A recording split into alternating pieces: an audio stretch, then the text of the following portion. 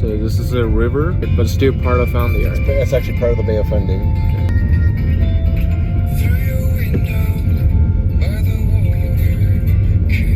You know, like when I first got here, I kind of have a very complicated feeling. Oh yeah. Like I got here, it's a beautiful, beautiful place. Kind of feeling like you afraid yourself may not loving one day. Yeah. What I'm gonna do, like I'm gonna live here. Like I made a huge difficult choice, living in the city.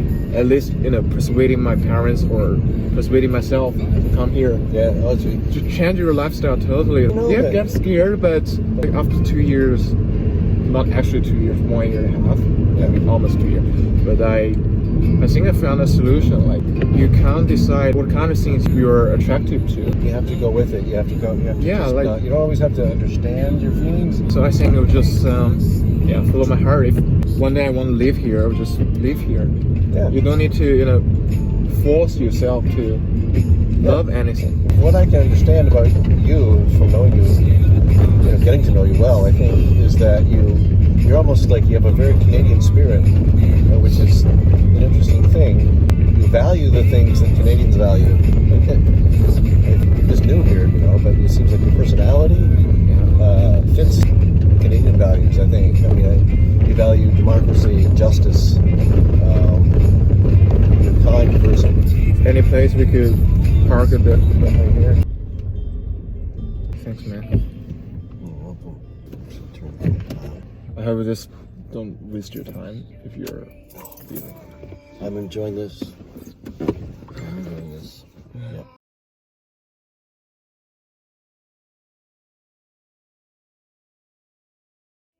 Why I say so is because I can't give up everything to, I got a promising job, a future, or at least my parents think that way, because you're being a pilot, I guess.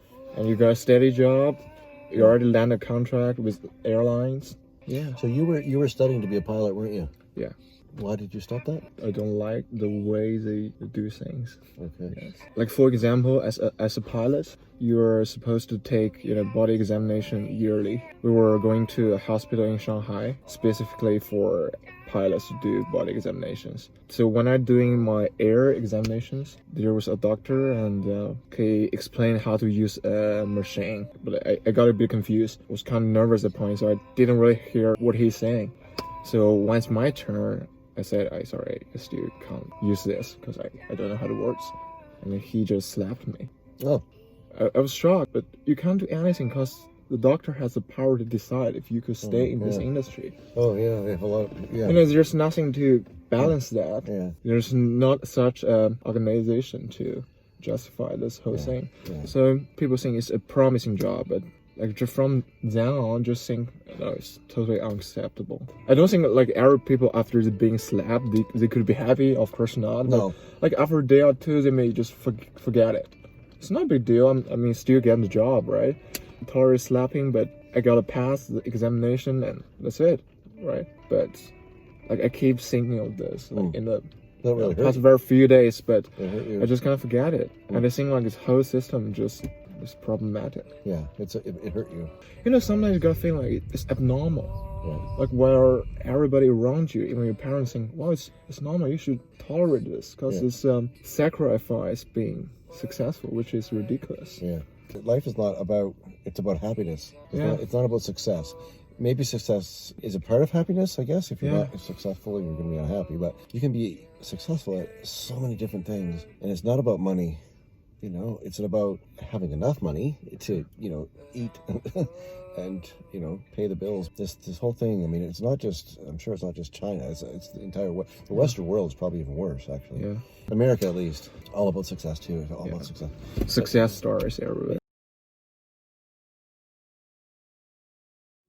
My dad and I, we often have some, political disagreements. But it doesn't change how he supports me. He may never understand why I take philosophy in university. If you give him a chance, he will say, no, fucking don't do that. But he's still, paying my tuition. Like I would say, it's what you did that defines you. Because he loves you and respects you. And my parents, same thing when I was going to university. I was doing a degree in history. And I said, what's he doing that for? What's that? What is that? Is that going to get a job? What kind of a job is that? They didn't understand it. They used to kind of not argue about it, but I would hear them talking amongst each other. But same thing, they ultimately totally support me, and it all worked out. They don't understand. It's a very different world from them because they live in a different world. They grew up in a different time, kind of a different time. Now people want to be happy. They weren't even allowed the opportunity to think about being happy. You must make money. Yeah. And that's it. You're going to find something you really enjoy doing, because I think you're the kind of guy that goes with your heart. And I think that's a really good thing to do. A very admirable characteristic. Thanks, man. Yeah, no, you are. You're a very sensitive person, very kind. You're in touch with your feelings and your heart, and you think about things deeply, and it's a wonderful characteristic to have. And you have to just trust that. I'm surprisingly how I used to my old lifestyle, because I've been living with my parents like for 20 years before I went to university. Yeah. Every day the same.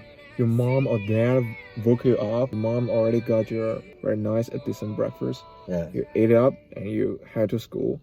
And after a long day in school, your parents gonna be at the gate for you. Yeah. They pick you up, ask you how your day going, and you do your homework at home. Every day repeats like that. Just from a certain point, I went to university. I live in residence. Every day you woke up, but you just realize, oh, I'm in Canada. My family is not here. Yeah. It's inevitable. Like, thing has to change because I grew up. Yeah. Like, it could never work the way it used to be. No, it won't ever be the same.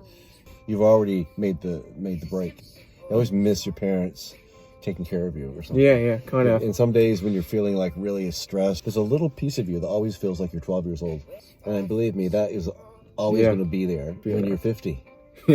I used to be like, had my big government job, and I would be like, leading a group, and I would be like talking, and I'm thinking, what am I doing?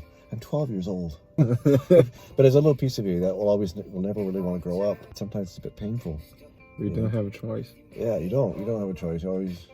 I miss something my mother used to make or something. Yeah. And it's like, oh, it's never going to happen again. Yeah.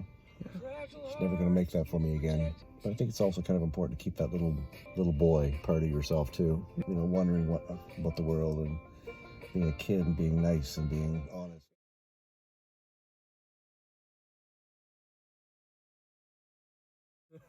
I think almost the most shocking thing that ever happens in life is when you finish university, and it's like that weekend when you finish and you graduate, and everybody kind of goes away, and you're all stressing about graduation and all the things like that. You don't stop to think that these people, this whole thing called university, is now finished.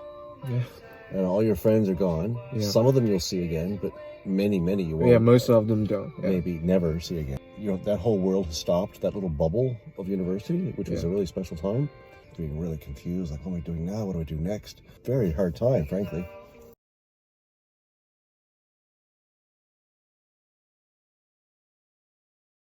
And like many times I could dream of Nanjing. Like, dream of those streets, those shopping malls, this cafe we got found together. Just that. I feel it's kind of like my destiny. I can't stay there any longer. Even though I could live up to 100 years old, but I already spent 20 years there. That's 1/5 of my life. I mean, it's a huge planet. Many cultures, many different people, many different traditions. It's a wonderful city. I love the people, I love the culture. I love the community I grew up, but it's bittersweet, right? I understand if I could stay there, I could stay with my parents, see my friends anytime you want. Every bus routine, every subway, you have to go. It just stops me from, being a real person. It's hard to know where destiny takes you. It just takes you. And no explaining it, really, where you feel comfortable. That happens sometimes. I think I used to be a little bit too proud, like a little bit ego, you know what I mean? But I think now I really understand, like every person is different. Yeah. My parents think differently. Like, my other friends, they choose differently, but it's just all acceptable. I hope they did the choice they're happy about. Since I came here, and I maybe develop a new personality in myself, actually, because you being in a place you live long enough and you begin to change. That's just like a must go. So I found I may disagree with my friends before. I may disagree with my parents more, but most important is just to cherish the good part. I was going to tell Stephen that I was